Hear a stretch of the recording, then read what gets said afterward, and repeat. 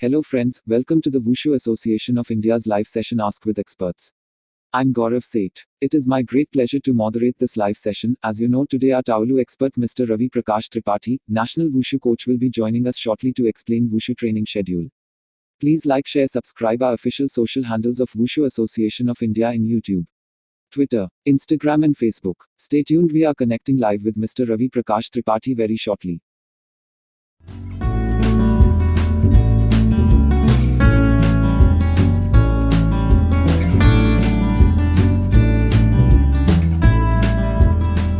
My name is Ravi Prakash Tripathi. मैं पिछले 18 साल से एनआईएस में टीचिंग करा रहा हूँ और कोचेस प्रोड्यूस कर रहा हूँ, ट्रेनिंग भी कराता हूँ, बच्चों को ट्रेनिंग भी देता हूँ। तो आज का मेरा टॉपिक है ट्रेनिंग शेड्यूल। जो भी हम ट्रेनिंग कराते हैं बच्चों को, उनको किस हिसाब से ट्रेनिंग करवाई जानी चाहिए, उनका क्या शेड्यूल होना चाहिए, एक सिस्टमैटिक वे में ट्रेनिंग किस तरह से कराई जानी चाहिए। सबसे पहले मैं आप लोगों को ये रिक्वेस्ट करना चाहता हूँ कि आप सभी लोग अपना अपना स्पीकर जो है ऑफ कर दें, ताकि आप मेरे को ठीक तरीके से सुन सकें। स्पोर्ट्स, खेल अपनी शारीरिक एवं मानसिक, फिजिकल और मेंटल कैपेबिलिटी को शो करने का सबसे अच्छा साधन। स्पोर्ट्स ट्रेनिंग ये वो साइंटिफिक प्रिंसिपल्स के ऊपर बेस्ड एक प्रोसेस है जिसमें एक स्पोर्ट्समैन किसी भी कंपटीशन में अपनी परफॉर्मेंस को शो करता है। That is your sports training.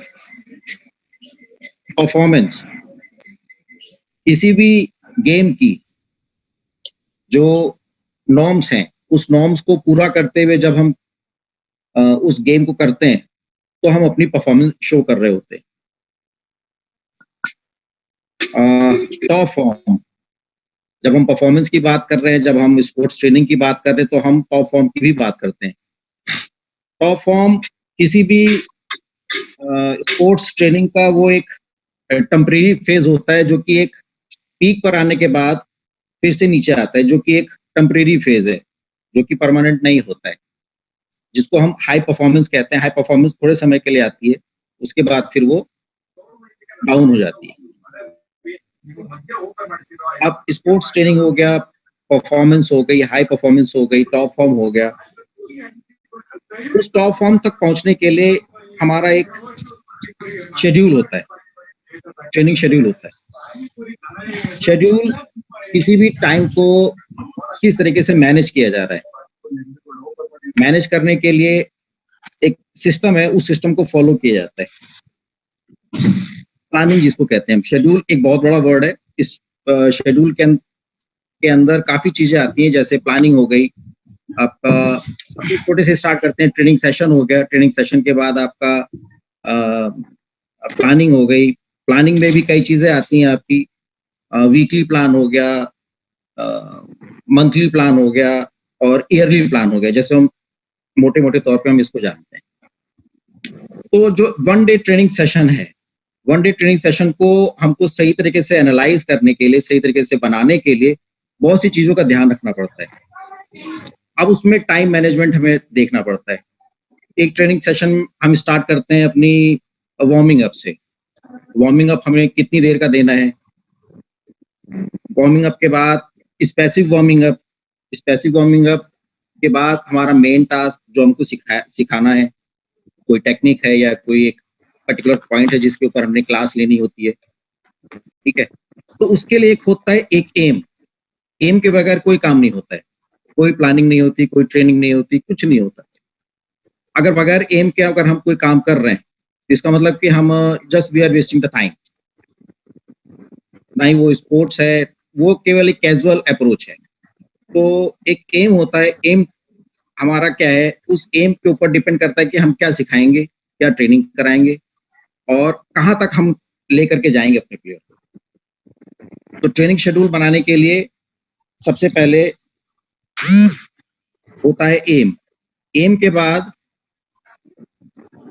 Decide किया जाता है कि हमने इसको सिखाना क्या, मतलब हमने इसको लेके कहाँ जाना है। जैसे सपोज अभी हमारा आने वाला गोवा नेशनल गेम्स है, या फिर नेशनल चैंपियनशिप है, या एशियन चैंपियनशिप है, तो ये एक एम मिल गया मुझे, एक एम मिल गया आप लोग को। उस एम के बाद फिर आपने डिसाइड करना है कि अब हमने कराना क्या है। कोई प्लानिंग, कोई ट्रेनिंग इस तरह से स्टार्ट नहीं होती है। उसके लिए सबसे पहले फिटनेस टेस्ट करवाए जाते हैं। जब हम फिटनेस टेस्ट करवाते हैं तो हमें पता लगता है कि हमारा प्लेयर किस लेवल पे काम कर रहा है, या उसका लेवल क्या है, कम है, कोई एबिलिटी उसकी कम है, कोई एबिलिटी बहुत अच्छी होती है, कहीं पर वो लैग कर रहा होता है। तो उसके लिए फिर एक टेस्ट ऑर्गेनाइज कराए जाते हैं। वो टेस्ट ऑर्गेनाइज कराने के बाद हमें उसका डाटा मिलता है। वो डाटा हम एनालाइज करते हैं। वो एनालिसिस इस बात के ऊपर डिपेंड करता है कि उसके टेस्ट को कौन कौन सी एबिलिटी के साथ, कौन कौन सी फिटनेस टेस्ट कौन कौन से ऑर्गेनाइज किए गए। जैसे कि मैं आपको एक इस स्लाइड शो करता हूँ, आप देखिएगा इसको।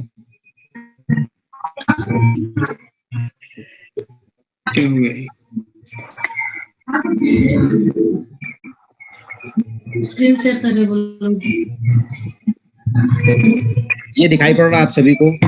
एक एम होता है, एम डिसाइड करता है कि हमें कहाँ पर किस तरीके से क्या काम करना है। उसके बाद एक फिटनेस टेस्ट ऑर्गेनाइज किए जाते हैं। फिटनेस टेस्ट के बाद हम डाटा कलेक्शन करते हैं। डाटा को कलेक्शन करने के बाद फिर हम एनालाइज करते हैं वो जो भी डाटा आया हमारे पास, कि बच्चा हमारा जो प्लेयर है वो किस लेवल पर, कहाँ पर वीक है, कहाँ पर स्ट्रांग है। डाटा एनालाइज करने के बाद हम ट्रेनिंग शेड्यूल प्लान करते हैं, प्रिपेयर करते हैं। ट्रेनिंग शेड्यूल प्रिपेयर करने के लिए हमें एक्सरसाइजेस डिसाइड करनी होती है कि हम कौन कौन सी एक्सरसाइज का सिलेक्शन करेंगे, कि हमें उस प्लेयर को क्या क्या चीजें करवानी है, कौन कौन सी एक्सरसाइज किस तरीके से करवानी है।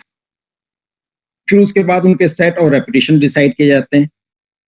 सेट रेपिटेशन डिसाइड करने के बाद फिर उनको ट्रेनिंग स्टार्ट की जाती है। जब उनकी हम ट्रेनिंग करवाते हैं, ट्रेनिंग करा करके हम उनको जो मिनिमम पॉसिबिलिटी होती है, मिनिमम जो हमारा ट्रेनिंग टाइम होता है वो होता है 21 डेज का। Minimum 21 days, maximum 42 days. क्योंकि एक हमारा जो सेंट्रल नर्वस सिस्टम है किसी भी ट्रेनिंग को अडॉप्ट करने के लिए कम से कम मिनिमम 21 डेज लेता है। उसके बाद फिर हम एक बार फिर से रीटेस्ट करते हैं। रीटेस्ट करने के बाद हमें ये पता लगता है कि हमारा प्लेयर डेवलप हुआ है कि नहीं हुआ है।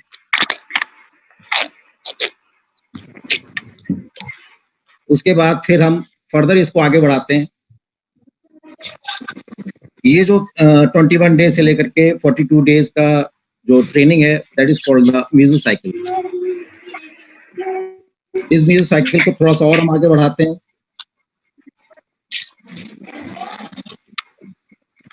और कई मीजो साइकिल्स मिलकर के एक 1 ईयरली प्लान बनता है।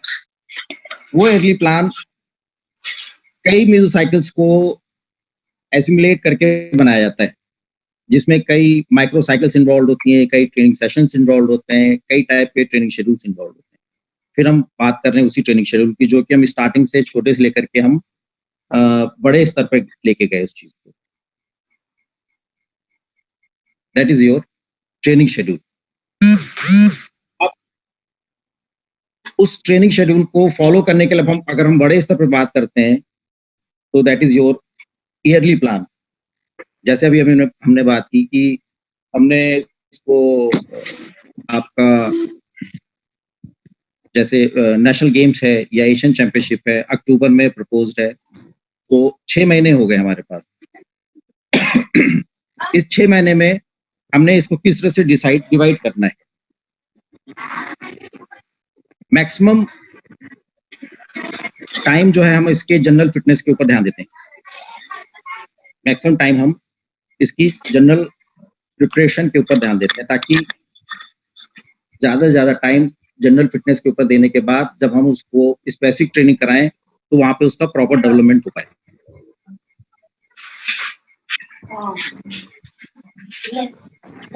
ये प्रॉपर डेवलपमेंट हमें कई लेवल पर कई उसके कंपोनेंट्स होते हैं, कई चीजें हमें ध्यान देनी होती हैं।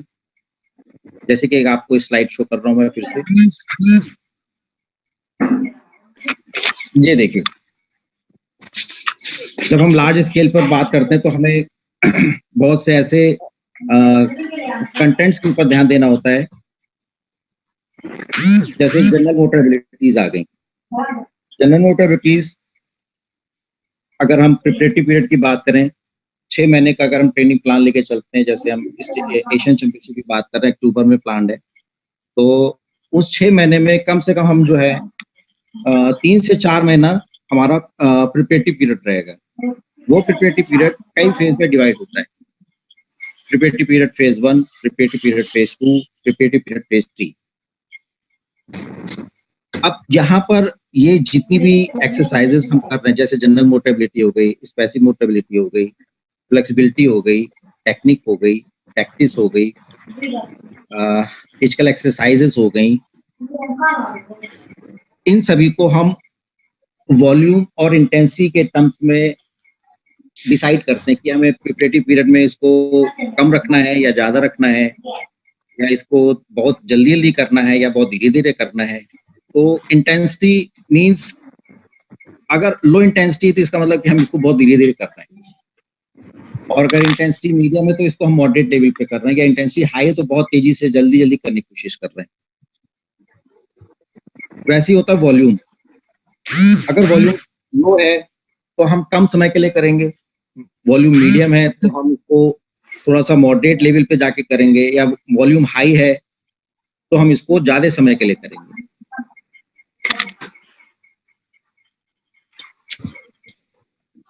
तो जब भी एक चीज ध्यान देने वाली है, अगर इंटेंसिटी लो है तो वॉल्यूम हाई होगा। कोई भी एक्सरसाइज को स्टेबलाइज करने के लिए धीरे धीरे और देर तक की जाती है। अब कौन सी एक्सरसाइज रखनी है, कौन सी हटानी है, ये डिपेंड करता है कि हमने उसका जो फिटनेस टेस्ट लिया है और उसमें जो उसका डाटा निकल के हम उसको किस तरह से एनालाइज करते हैं। वो कई पॉइंट्स पर वीक भी होगा, कई उसकी एबिलिटीज कमजोर होंगी, कई एबिलिटीज उसकी बहुत अच्छी होंगी। तो जो वीक है उसके लिए एक्सरसाइज करानी है, और जो स्ट्रांग है उसको मेंटेन करना है। तो जनरल मोटर एबिलिटी हो गई, स्पेसिफिक मोटर एबिलिटी हो गई, flexibility, technique, practice, physical exercise and competition. अगर हम प्रिपरेटरी पीरियड की बात करते हैं, जिसको हम फिर से 3 फेज में बांटते हैं। प्रिपरेटरी पीरियड का टाइमिंग सबसे ज्यादा होता है। अगर 6 महीना है तो उसमें हम 3 से 4 महीना हम प्रिपरेटरी, और उस प्रिपरेटरी पीरियड में भी PP1, PP2, PP3 3 फेज आते हैं। उसमें भी PP1 को सबसे ज्यादा टाइम दिया जाता है, ताकि जो भी वीकनेस है, जो भी कमजोरियां हैं, उसको प्रॉपर तरीके से टाइम दे करके लो इंटेंसिटी हाई वॉल्यूम धीरे धीरे और देर तक करके उसको प्रॉपर तरीके से डेवलप किया जा सके। उसके बाद हमारा आता है PP2, प्रिपरेटरी पीरियड फेज 2। यहाँ पर इंटेंसिटी थोड़ी सी बढ़ाई जाती है, मॉडरेट की जाती है। वॉल्यूम डिपेंड करता है कि उसका जो डेवलपमेंट है वो अच्छा है या वीकनेस है या वो है, वो हम असेसमेंट करते रहते हैं। बीच बीच जो हम टेस्ट लेते हैं उससे हमें पता लगता रहता है उसकी वो डेवलप हो रहा है कि नहीं हो रहा है, या प्रॉपर डेवलप नहीं हो पा रहा है। तो हम उस चीज को ध्यान रखते हुए हम अपना इंटेंसिटी और वॉल्यूम को कम ज्यादा करते रहते हैं। इसी तरीके से आपका आता है PP3। PP3 जो होता है प्रिपरेटरी पीरियड फेज 3, जो आपका बिल्डअप कॉम्पिटिशन भी कहलाता है। उसमें इंटेंसिटी लगभग मॉडरेट से थोड़ी बढ़ाई जाती है, और वॉल्यूम हाई से थोड़ा सा मॉडरेट पे लेकर के आते हैं, ताकि डेवलपमेंट हमें पता लग सके। क्योंकि ये टाइम हमारा बिल्डअप कंपटीशन, मान लीजिए आपका स्टेट चैंपियनशिप हो गई या जोनल चैंपियनशिप हो गई, ये सब आपकी जो है आपके बिल्डअप कॉम्पिटिशन में काउंट किया जाता है। यहाँ पर फिर से हम एक बार टेस्ट ऑर्गेनाइज करते हैं, कंपटीशन में भेजने से, बिल्डअप कंपटीशन में भेजने से पहले एक बार फिर से डाटा कलेक्शन करते हैं और फिर से उसको एनालाइज करते हैं कि वो प्रॉपर डेवलपमेंट हो रहा है कि नहीं हो रहा है। अगर प्रॉपर डेवलपमेंट हो रहा है उसको बिल्डअप कॉम्पिटिशन में दे करके उसको आगे जाने देते हैं। फिर आता है आपका कंपटीशन पीरियड। कंपटीशन पीरियड आपके 2 या 3 फेज में इसको डिवाइड किया जाता है। कंपटीशन पीरियड में एक मेन कंपटीशन, एक मेजर कंपटीशन, 2 तरीके से इसको हम कर सकते हैं, क्योंकि एक बार हमारा नेशनल होती है, नेशनल के बाद कोई भी एक इंटरनेशनल चैंपियनशिप होती है। एक मान के चलते हैं वहां, जैसे अभी एक हमारी नेशनल चैंपियनशिप होगी, उसके बाद एक एशियन चैंपियनशिप होगी, हम इसको ही कंसीडर कर रहे हैं। जैसे मई में हमारी नेशनल, या मई या जून में नेशनल चैंपियनशिप, या अक्टूबर में फिर जो है हमारी एशियन चैंपियनशिप, इसको इस तरह से कंसीडर कर लेते हैं। तो हमारा कंपटीशन फेज 2 भाग में बढ़ जाता है, मेन कंपटीशन, मेजर कंपटीशन।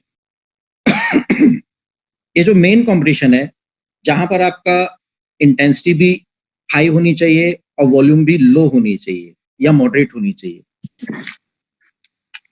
अब जैसा हमारा प्रेजेंट सिनेरियो है कि हमारा डेट जो है कई बार आगे पीछे होता रहता है।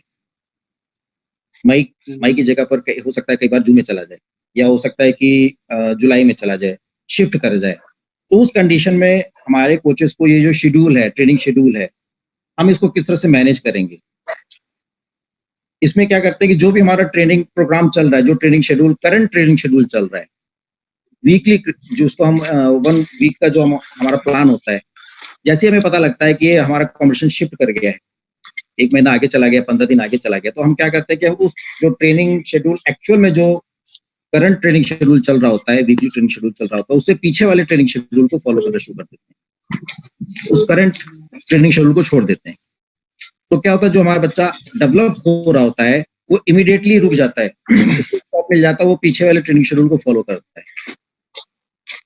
और इस चीज को ध्यान रखना चाहिए कि जब भी हम पीछे स्टेप बैक लेते हैं, पीछे वाले ट्रेनिंग शेड्यूल को फॉलो कर रहे होते हैं, उस समय हमें ध्यान देने वाली बात है कि वो ट्रेनिंग शेड्यूल में, जो पीछे वाला ट्रेनिंग शेड्यूल है, उसके इंटेंसिटी और वॉल्यूम को पूरी तरह से फॉलो किया जाए। वहां पर ये मिस्टेक, ये कंट्रोल करना जरूरी है इसके ऊपर कि वो पुराने ट्रेनिंग शेड्यूल की इंटेंसिटी को फॉलो ना कर रहा हो। तो क्या होता है कि वो जंप कर जाएगा, वो जंप करके अपने टॉप फॉर्म में पहुंच जाएगा, हाई परफॉर्मेंस को टच करने लग जाएगा, जो कि हमारे प्लेयर्स के लिए जरूरी नहीं है, नीड नहीं है उस समय उसकी। नीड कब है, 1 महीने बाद की नीड है। हम क्या करते हैं, 1 हफ्ता पीछे आ जाते हैं, बैक कर लेते हैं अपने आप, ठीक है। तो हम इस तरह से क्या करते हैं कि अपने टॉप प्लेयर्स को टॉप फॉर्म में जाने से, ड्यू टू कोरोना वायरस, कोविड-19 कोरोना वायरस डिजीज 2019, इसलिए इसका नाम कोविड-19 पड़ा हुआ है। इस प्रेजेंट सिनेरियो में अगर हम अपने आप को, अपने फ्रेंड सर्किल को, अपने स्टूडेंट्स को प्रॉपरली ये गाइड कर सकें, प्रॉपरली उनको मोटिवेट कर सकें, ताकि वो इस लॉकडाउन सिचुएशन में भी अपना ध्यान, अपनी फिजिकल एक्टिविटी करते रहें, ताकि जब भी लॉकडाउन खुले वो प्रॉपर तरीके से मेन स्ट्रीम लाइन में जुड़ जाएं, गेम को प्रॉपर तरीके से आगे बढ़ा के लेकर के जाएं। तो मेरा मेन टारगेट आज आपकी मेंटल हेल्थ, कैसे मोटिवेट किया जाए आपको, आप अपने प्लेयर्स को कैसे मोटिवेट करें, सेल्फ मोटिवेट कैसे हो, वुशु इसमें क्या रोल प्ले कर सकता है, उसके ऊपर थोड़ा सा चर्चा करूंगा मैं। सबसे पहले मैं डिस्कस करना चाहता हूँ मेंटल हेल्थ या मेंटल स्ट्रेंथ को लेकर।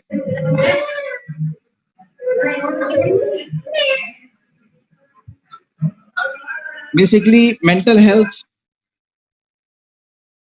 जो है आपका,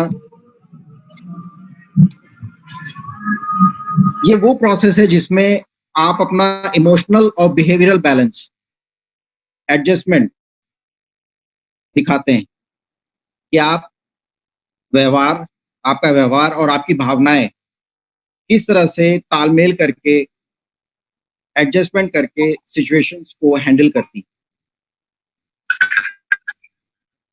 किसी भी कंडीशंस में हम सोचते हैं, देखते हैं, समझते हैं, फील करते हैं, एनालाइज करते हैं। जो हमारा सोचना है, जो हमारा देखना है, जो हमारा महसूस करना है, और जो हमारा एक्ट है, जो हमारा बिहेवियर है, अगर उसमें एडजस्टमेंट है, तो हम ये कहते हैं, हम ये समझते हैं कि हमारा mental health, mental status balance है। लेकिन ये लॉकडाउन की सिचुएशंस हमें कई बार ये सोचने में मजबूर कर देती है कि हम कहाँ पे स्टैंड कर रहे हैं इसमें। सबसे पहले तो हमें अपने आप को एनालाइज करना है, क्या हम लंबे समय तक सोच रहे हैं कुछ, क्या हम सैडनेस में चले जा रहे हैं, क्या हम बहुत ज्यादा दुखी हो रहे हैं, क्या हम बहुत ज्यादा हाई लोड लेने के लायक हैं कि नहीं है। हम कभी बहुत ज्यादा हाई मूड में चले जाते हैं, कभी बहुत ज्यादा लो मूड में चले जाते हैं। बहुत ज्यादा डर तो नहीं गए हैं हम, बहुत ज्यादा चिंता तो नहीं हो गई है। जैसे कि अभी बोला गया कि सोशली हमें डिस्टेंस रखना है, क्या हम सोशली डिस्टेंस होना समथिंग डिफरेंट थिंग, लेकिन सोशली विड्रॉल करना समथिंग डिफरेंट थिंग। क्या हम अपने आप को सोशली विड्रॉल कर चुके हैं? अगर हम सोशली विड्रॉल कर रहे हैं अपने आप को, कट ऑफ ही कर दिया कि हम किसी से मिलेंगे ही नहीं, ना किसी से बात करेंगे, ना किसी से हालचाल लेंगे, तो कहीं ना कहीं ये एक डर की बात है कि हम अपने मेंटल हेल्थ को गंवा रहे हैं, अपनी मेंटल स्ट्रेंथ को खो रहे हैं। जिसके लिए वुशु एसोसिएशन ऑफ इंडिया ने एक अच्छी पहल की है, जो कि हम यहाँ पर एक जगह पर आकर के यूनाइट कर रहे हैं अपने आप, एक दूसरे को देख रहे हैं, एक दूसरे को समझ रहे हैं, एक दूसरे को जानने की कोशिश कर रहे हैं, ताकि हम इस कठिन परिस्थिति में, कोविड-19 लॉकडाउन की सिचुएशन में भी हम एक दूसरे से जुड़े रहें। घर पे रुके हुए हैं, सेफ हैं, लेकिन क्या हम एक दूसरे से जुड़े हुए हैं, कनेक्टेड हैं? शायद नहीं। तो WAI ने बहुत अच्छा हुआ है, बहुत अच्छी शुरुआत की है, जिसमें हम सभी लोग एक जगह पे आकर इकट्ठे हो रहे हैं, एक मंच पे इकट्ठे हो रहे हैं, बातचीत कर रहे हैं। तो कहीं ना कहीं हमारे मेंटल स्टेटस को और ज्यादा स्ट्रेंथन करेगा। कुछ और भी पॉइंट्स हैं जो मैं आपसे शेयर करता हूं।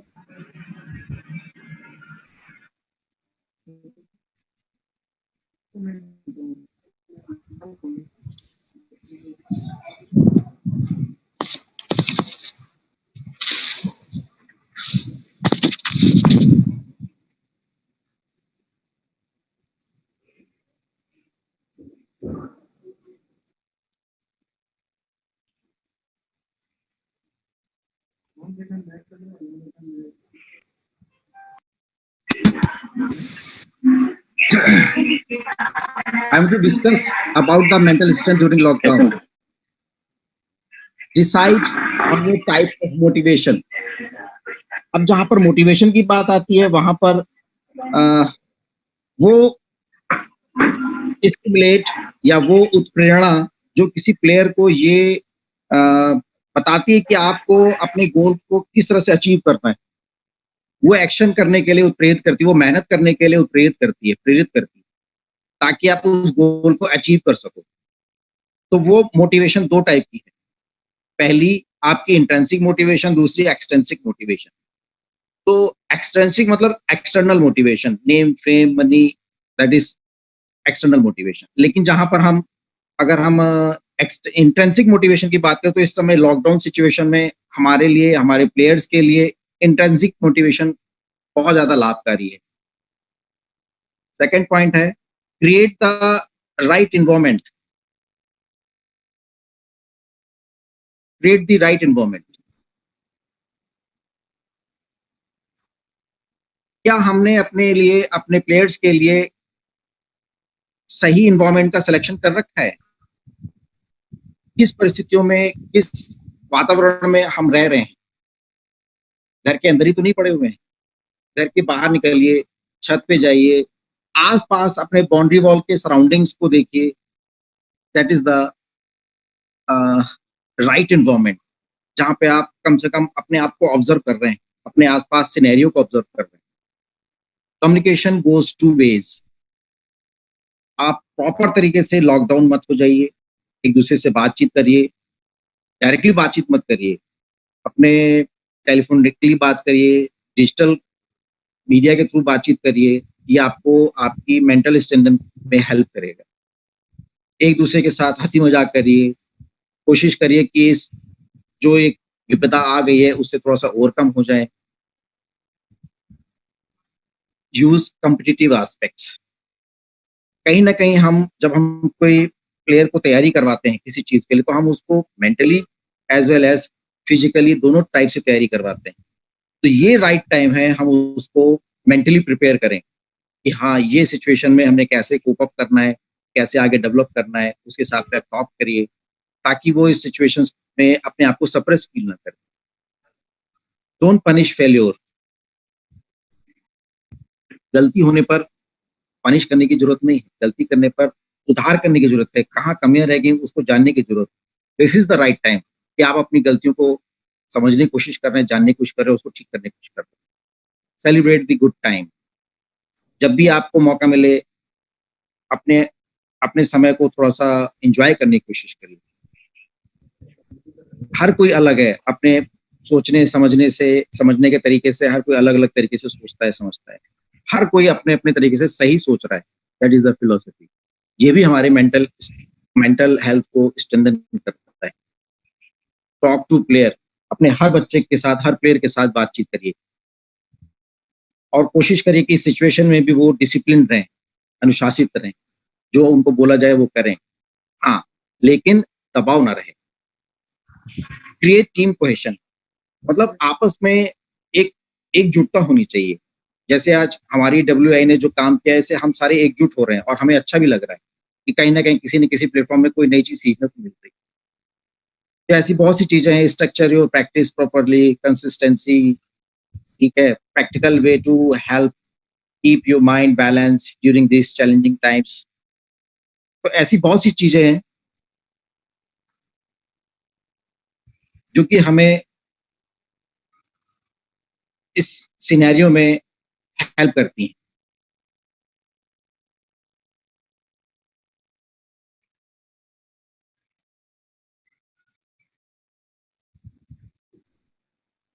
अपने आप को, अपने आसपास के लोगों को क्या प्रॉपरली मोटिवेट कर पा रहे हैं? ये सिनेरियो हमारे लिए बहुत ही ज्यादा टफ है कि हम अपने आप को मोटिवेट कैसे करें, किन किन कंडीशंस में मोटिवेट करें, कैसे मोटिवेट करें।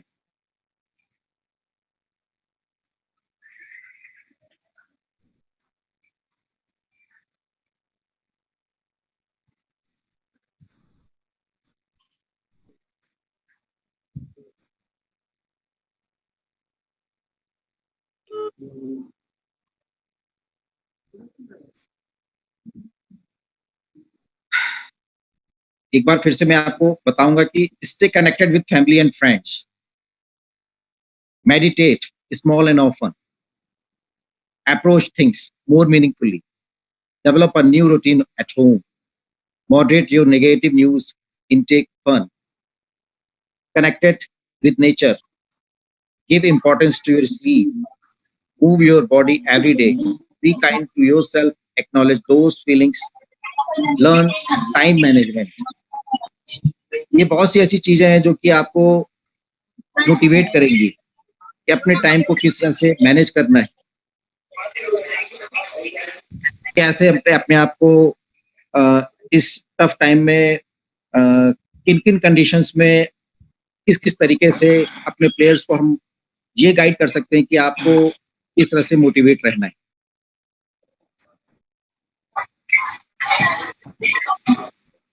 वुशु इसमें एक बहुत ही इंपॉर्टेंट रोल प्ले कर रहा है। हमने वुशु से बहुत कुछ सीखा है, आगे भी हमें वुशु बहुत कुछ सिखा रहा है। आपने भी सुना होगा, मैंने भी कई लोगों को पढ़ाया है, कई लोगों से पढ़ा भी है, सुना भी है। Wushu the way of life.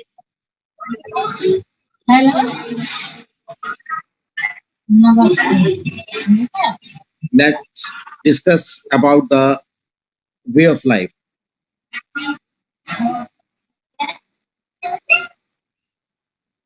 I'm showing you the chart.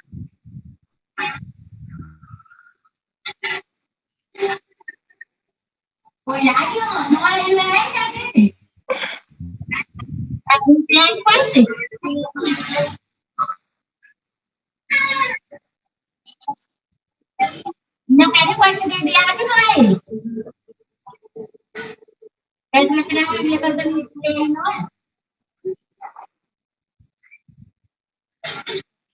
क्या है?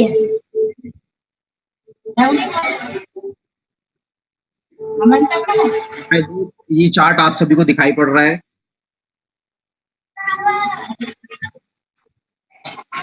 लेकिन भाई छोटा सा दिख रहा है।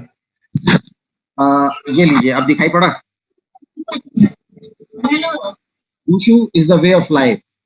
यस वुशु के दो नहीं और तावलू। तावलू में ऐसी बहुत सी चीजें हैं जो कि हमें मोटिवेट करती हैं। इस कोविड-19 लॉकडाउन के टाइम पर हमें बहुत सी चीजें हेल्प करेंगी, जैसे ब्रीदिंग एक्सरसाइज और tai chi help us to cure safe from corona virus. To concentrate on your movement, strong breathing pattern, stay strong after fatigue at last set of the event। जैसे थकने के बाद जब पूरा event खत्म हो रहा होता है और आप अपने पूरी तरह से थक रहा होता है, लेकिन फिर भी आप उसको मोटिवेट करते हो, लास्ट सेट रह गया है, आपने और स्ट्रांगली इसको खत्म करना है, बहुत अच्छे से खत्म करना है। Tai Chi is the best way to meditate your movement with different breathing pattern. Recall your best memories. Prove yourself to be best in worst condition. Self motivation. Fighting spirit against the strong opponent. और आज के present scenario में सबसे strong opponent है हमारा ये corona virus, जिसमें हमें वुशु सिखा रहा है कि कैसे इसके अगेंस्ट में फाइट कैसे करना। एक सांडा प्लेयर बहुत ही स्ट्रांगली फाइट कर रहा होता है, फर्स्ट सेट, सेकंड सेट और थर्ड सेट में भी, थर्ड राउंड में भी। तो जो चीज सांडा प्लेयर अपने प्रैक्टिकल सिचुएशन में करता है, वही सिचुएशन इस समय भी अराइज हो रखी है कि हमें अपने अपोनेंट के लिए, अपोनेंट के अगेंस्ट में स्ट्रांगली फाइट करना है। वुशु हमें सिखाता है मुश्किल वक्त वुशु शक्ति। आई होप ये चार्ट आपने सभी ने देखा होगा।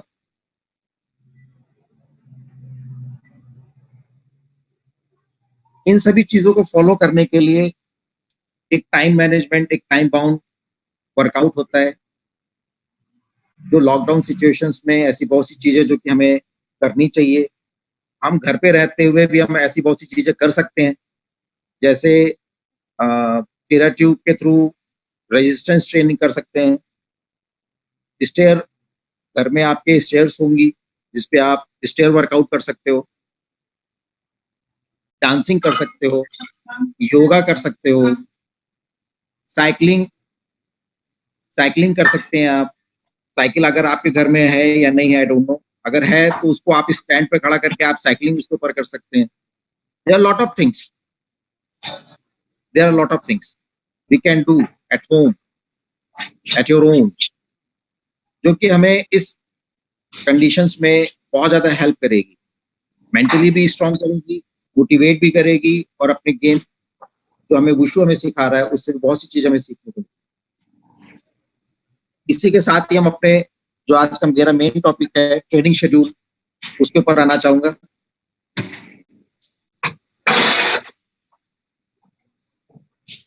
आई होप कि आप हमें सुन पा रहे हैं। ट्रेनिंग शेड्यूल पर जाने से पहले सबसे पहले मैं आपको टर्मिनोलॉजी के विषय में बताना चाहूंगा।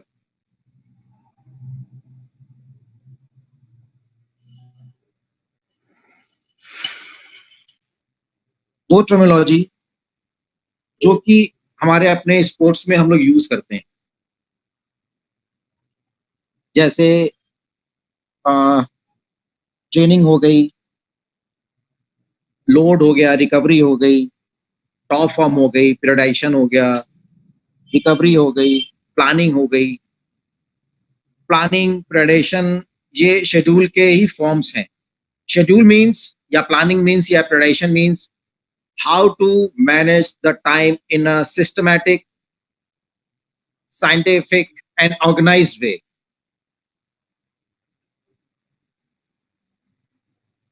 अब किसी भी ट्रेनिंग को प्लान करने के लिए या कोई भी शेड्यूल को प्लान करने के लिए सबसे पहले हम अपना एक एम डिसाइड करते हैं। वो एम हमारा डिस्ट्रिक्ट कंपटीशन भी हो सकता है, वो एम हमारा स्टेट कंपटीशन भी हो सकता है, वो एम हमारा नेशनल या इंटरनेशनल कंपटीशन भी हो सकता है।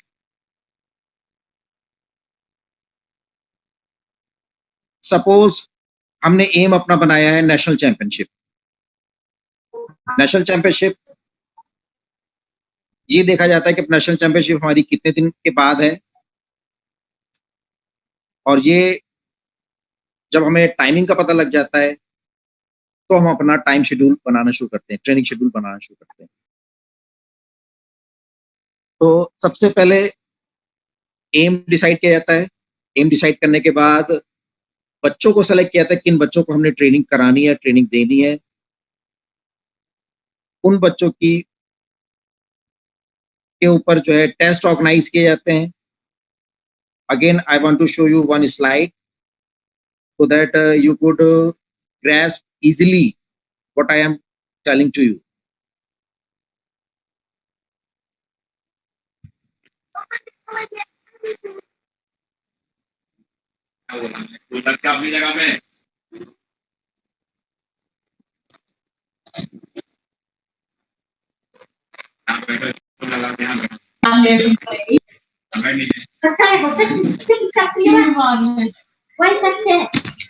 तुम बच्चे बना सके हैं?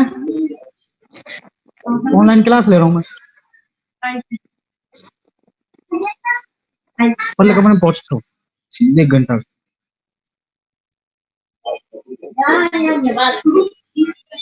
I hope ये आपको दिखाई पड़ता है।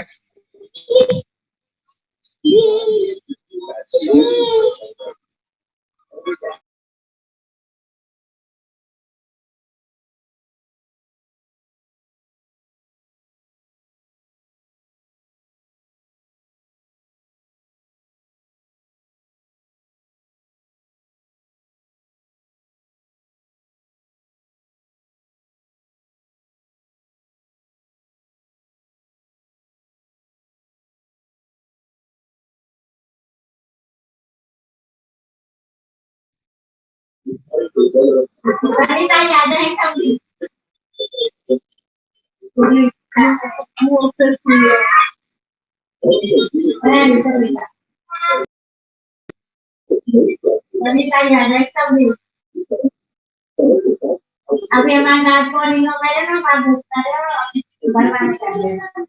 देवेंद्र भाई अपना ऑडियो म्यूट कर लो प्लीज।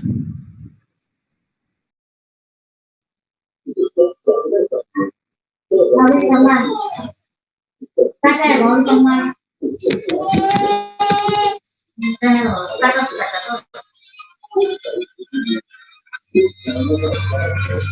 ऐसा लगा क्या उनके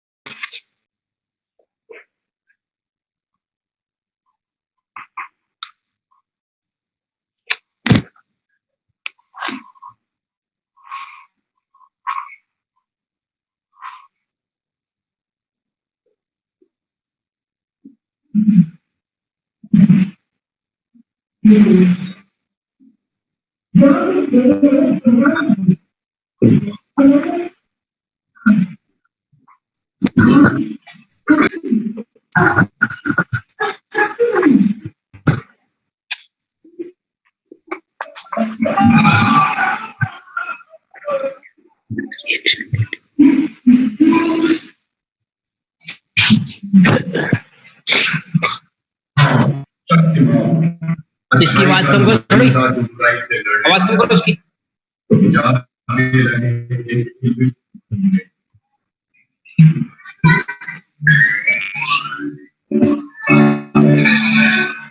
सर आपकी ऑडियो नहीं आ रही सर। रवि यही माइक्रोसाइकिल्स धीरे धीरे एक एक करके जुड़ती जाती हैं और ये मेसोसाइकिल का रूप धारण कर लेती है। मिनिमम 3 वीक का माइक्रोसाइकिल एक मेसोसाइकिल को डिसाइड करता है। तो ये 3 माइक्रोसाइकिल हमें ये बताते हैं कि इसके अंदर डेवलपमेंट हो रहा है कि नहीं हो रहा है। अच्छा, अब इसमें काफी प्रिंसिपल्स लगते हैं, प्रिंसिपल्स ऑफ ट्रेनिंग यूज की जाती हैं कि प्रोग्रेसिवली इनको डेवलपमेंट कराना है कि नहीं कराना है। अगर इनके पहले माइक्रोसाइकिल में जो हम ट्रेनिंग करा रहे हैं और ये एसेस करते हैं कि उसके अंदर वो डेवलप कर पा रहे कि नहीं कर पा रहे, तो हम नेक्स्ट फेज में चले जाते हैं। वहां पे देखते हैं अगर नेक्स्ट फेज में उनके डेवलपमेंट हो रहा है तो हम उसमें लोड थोड़ा सा और बढ़ाते हैं, उसको थर्ड फेज में लेकर के चले जाते हैं। इस तरह से करके उनको मिनिमम 21 दिन की ट्रेनिंग कराने के बाद रीटेस्ट करते हैं। रीटेस्ट करके जो स्टार्टिंग में जो टेस्ट लिया था उसका कंपेयर करते हैं। कंपेयर करने के बाद हमें पता लग जाता है कि इनके अंदर डेवलपमेंट हो रहा है कि नहीं हो रहा है। ये तो हो गया हमारा माइक्रो प्लान, एक छोटा सा एग्जाम्पल ट्रेनिंग शेड्यूल का।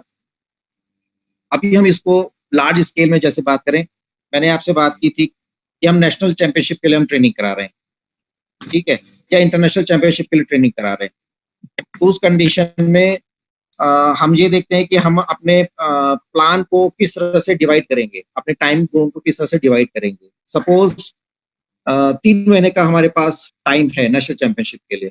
3 महीने कम से कम 2 महीना हमारे पास तैयारी होगी उनकी जनरल फिटनेस के लिए, स्पेसिफिक फिटनेस के लिए, उनके बेस को स्ट्रॉन्ग करने के लिए। वो 2 महीने में 2 महीने का जो जोन होता है वो हमारा प्रिपरेटरी पीरियड कहलाता है। वो प्रिपरेटरी पीरियड फिर कई जोन में बटा होता है। प्रिपरेटरी पीरियड फेज 1 जहाँ पे जनरल स्टेबलाइजेशन होता है, वो जनरल स्टेबलाइजेशन इसलिए करवाया जाता है ताकि आप स्पेसिफिकली उस चीज को डेवलप कर सको। स्पेसिफिकली डेवलप होने के बाद फिर हमारा सेकंड फेज आता है प्रिपरेटरी पीरियड पार्ट 2, जहाँ पर हम जनरल स्टेबलाइजेशन को मेंटेन करते हैं और स्पेसिफिक वर्कआउट को प्रैक्टिस में लेकर के आते हैं। यहाँ पर जब डेवलपमेंट पूरा होता है तो हमारा PP3 आता है, प्रिपरेटरी पीरियड फेज 3 आता है, जहाँ पर बिल्डअप कॉम्पिटिशन डिसाइड किया जाता है। बिल्डअप कॉम्पिटिशन आपका स्टेट लेवल या जोनल लेवल का कॉम्पिटिशन हो सकता है, जहाँ पर हम प्लेयर को इस लेवल तक पहुंचा देते हैं कि वो अपनी परफॉर्मेंस देने लायक हो जाता है। जैसे बिल्डअप कॉम्पिटिशन हमारा PP3 खत्म होता है, बिल्डअप कॉम्पिटिशन खत्म हो जाता है, हम जोन सेकंड जोन में चले जाते हैं, that is called the competition period. Competition period आपका 2 सप्ताह से लेकर के 14 दिन से लेकर के 15 दिन तक का हम मान सकते हैं, जिसमें स्पेसिफिकली कॉम्पिटिटिव एक्सरसाइज को करेंगे, स्पेसिफिक एक्सरसाइज को करेंगे और उनके लोड को बढ़ा करके रखेंगे।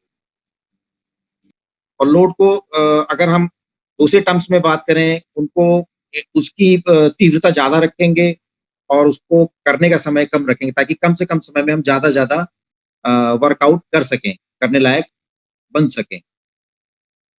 यहाँ पर ये डिसाइड होता है कि हेलो,